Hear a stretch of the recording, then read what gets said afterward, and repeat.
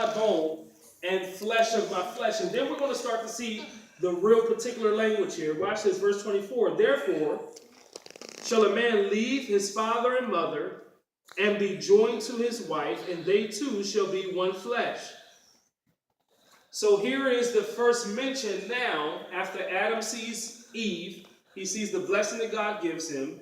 He calls her by name, calls her woman, and then he says, now that I have her, every family after me is going to pattern themselves of this sort, that a man shall leave his father and mother and be joined to a wife, and they will be one flesh, and they will begin the family process. So, here is the particular language with these verses. Particularly here, the Bible describes what the family unit is to look like. All right? It's real, it's real pointed, it's real right in your face. He did not make a mistake with this. He simply called what the family unit was going to look like. God made man first. He saw that man was alone. If God wanted it to be any other way, particularly the ways that we see now, he would have done that then. But God saw man, and that man was alone, said it wasn't good. There was animals there were fish, there were birds, there were tigers, there was everything there. There was plant life, it was everything there.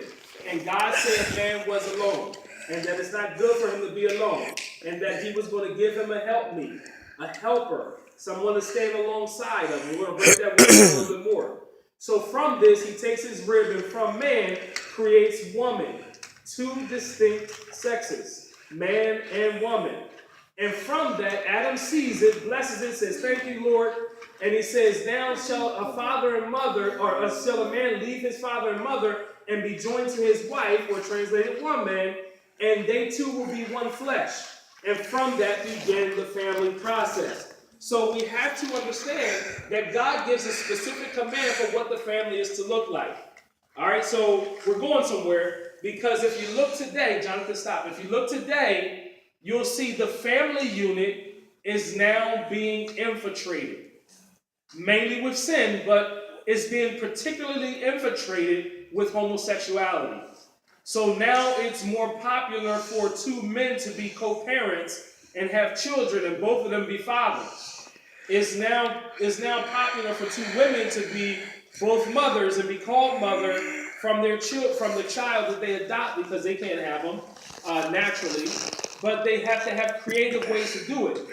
God didn't have to create or make creative ways for us to have children, because he gave us the means by which to do so. All right, he gave a father and a mother the commandment to reproduce themselves, to have children, and that process will continue.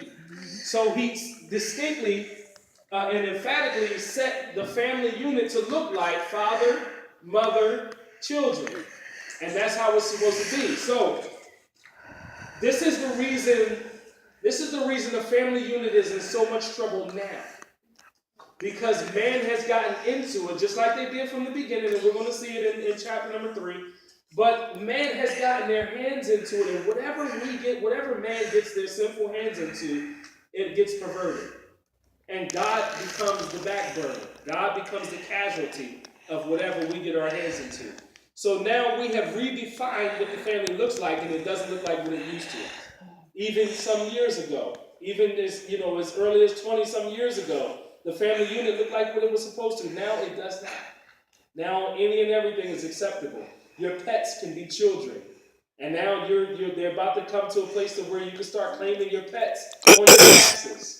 I mean, it's getting more and more and more ridiculous as we go along. But sin does that. So we understand that throughout the Word of God, anything that God blesses, anything that God says is good,